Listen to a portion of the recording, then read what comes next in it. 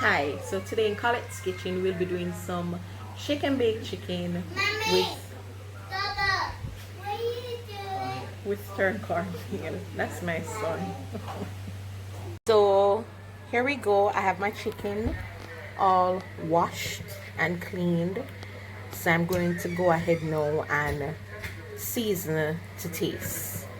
Right? And then we get our little breadcrumbs ready for this shake and bake because that's what I'll be using. So as you can see here, I have my seasoning, like all-purpose cayenne thyme, onion, garlic, a little tomato.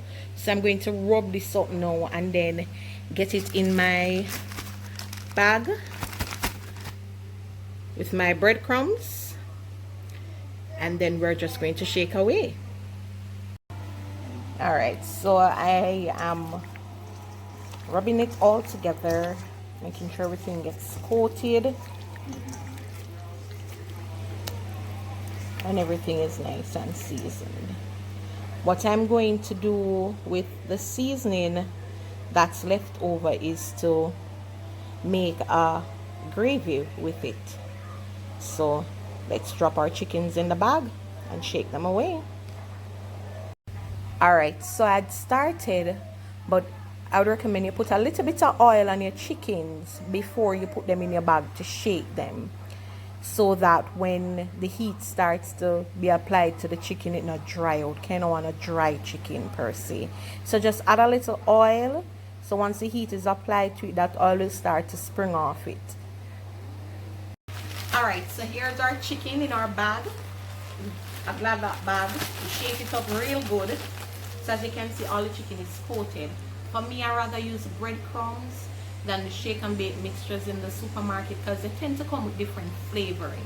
So when I use the breadcrumbs and season my chicken to my tasting, I am more than aware of what my chicken will taste like. Sometimes when you buy the shake and bake mix, it tends to give the chicken a different flavor. So we just work with the simple breadcrumbs. And if you have some stale bread and you want to grate it and get your breadcrumbs fine, or you can get your breadcrumbs in any supermarket.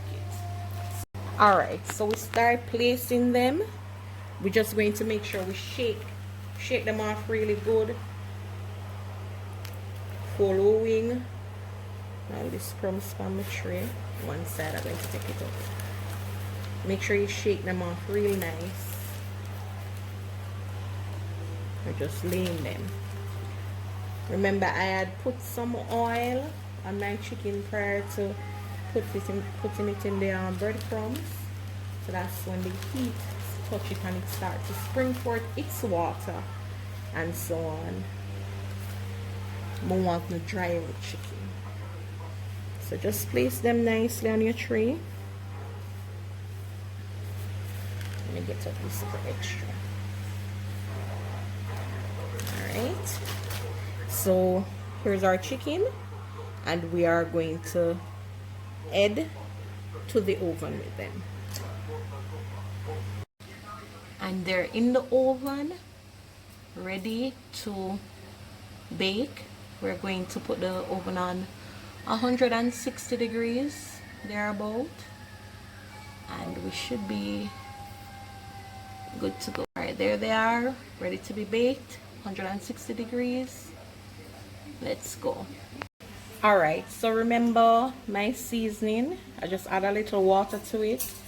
I am going to pour it in this little saucepan right now, and I'm going to let it boil. I'm going to add a little ketchup to it.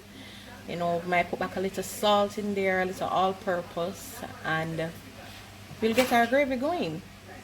Alright, so I've added my ketchup to it. I've stirred it in. So I'm just going to allow it to come to a boil, and then go ahead and taste to see if it needs anything else, and then allow it to just reduce, as we would say, simmer down to gravy. Understand me? Gravy is ready and it's down to a simmer. Let's go. So here is how they look in the oven, coming on nicely. What I normally do to ensure that they're done is to just test it with a fork. Once you see it go through and there is no water springing back at you, you're good to go. You don't want them dry out, you understand? Alright, so we're getting our stuff together for the turn cornmeal. I like this cornmeal, really refined and nice, and of course you know it go. Not like the good old grace. I think a coconut milk. For those who are traditional and you want to grate your coconut and juice it, go ahead and do that. You need about 2 cups of coconut milk if you're going to grate and juice your coconut milk. But if you're going to use a tin of milk, grace coconut milk, 1 tin we want. Alright, so what I normally do is to wet my cornmeal before. So that's when I start to put it in the pot. You see all of them little dry white lump here? You don't want to see them when you mix with your cornmeal. So I normally wet mine first.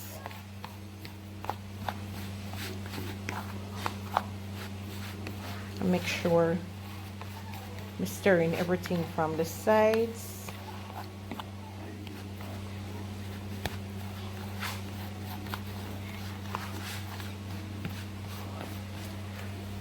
So wet it first. Be careful though, no, but I make it turn in a porridge pan you.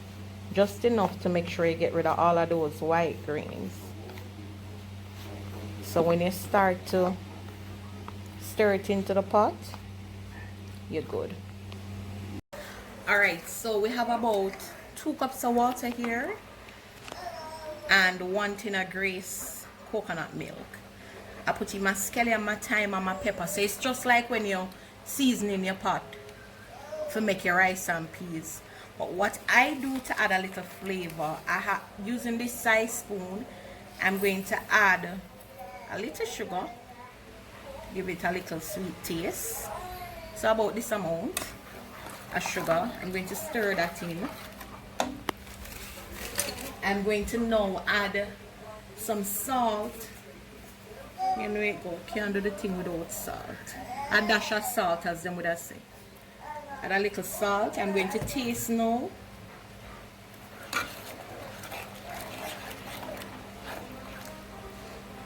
Put that on my hand right here. Tastes good. So a little sugar, a little salt. If you want a spicy polenta, because that's the name they call it when you go to restaurants and you see it on the menu, polenta. But for is turn cornmeal. So if you want a spicy turn cornmeal, you can boil your pepper if you want. If you want to put raisins in it, you can put the raisins now. If you want to put butter, you can put your butter in it now. But I normally don't use butter. It's just the coconut milk, scallion thyme, a little tubs of sugar, and my pepper, and I'm going to allow this to come to a boil. Alright, and it's to a boil now. So we are going to be adding our churned cornmeal. I'm going to get some help to stir it in right now. Alright, so we're going to stir in the cornmeal. I'm going to get a little help here. So you start to put it in gradually. While you're stirring it, putting it in, it's being stirred. To get a little tight on you need a little muscle.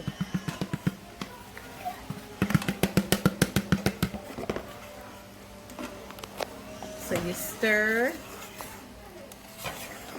stirring. You're going to make sure so everything gets stirred in.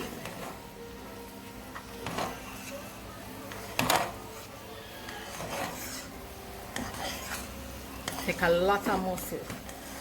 Understand?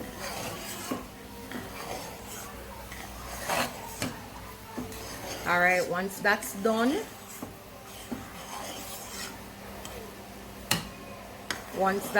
we're going to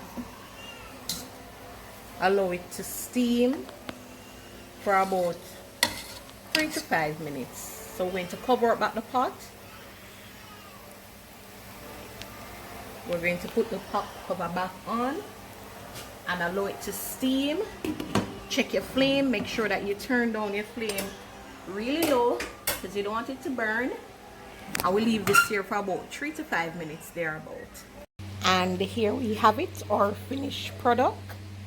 A little mixed veg on the side, our shake and bake chicken, and our turned cornmeal, or polenta as they call it. About to dive in. It tastes yummy.